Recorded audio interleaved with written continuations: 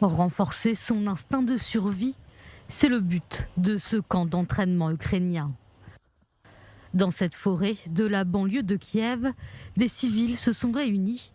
Pendant 2 jours, ils apprendront à se défendre par des températures inférieures à 0. Objectif, se préparer à l'éventualité d'une attaque russe. Nous sommes menacés d'invasion. Les habitants des grandes villes se sont habitués au fait que le conflit était loin d'eux, à 750 km de Kiev. Mais maintenant, ils réalisent que la guerre pourrait venir à eux. Ils ne sont pas prêts. Plus de 100 000 soldats russes sont déployés à la frontière ukrainienne. Face à la situation, une réunion d'urgence de l'ONU aura lieu ce lundi.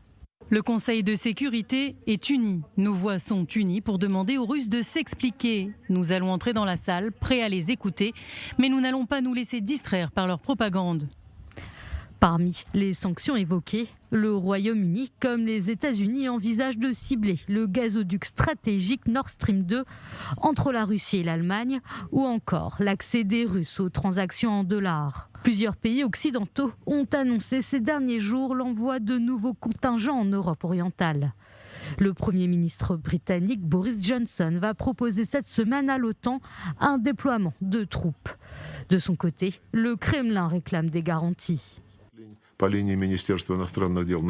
Nous savons maintenant ce que coûtent les paroles de l'Occident. La Russie cherchera à obtenir de l'Occident non seulement des promesses et un engagement politique, mais des garanties de sécurité juridiquement contraignantes qui assureraient la sécurité sur l'ensemble du continent européen en tenant pleinement et équitablement compte des intérêts légitimes de la Russie. Les chefs des diplomaties allemandes et françaises se rendront à Kiev dans les prochains jours dans le but d'empêcher un conflit armé.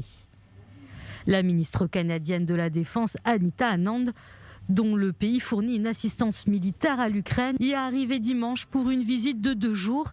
Elle a annoncé le déplacement des troupes militaires canadiennes dans l'ouest de l'Ukraine et le rapatriement temporaire de tous les employés non essentiels en poste à son ambassade de Kiev.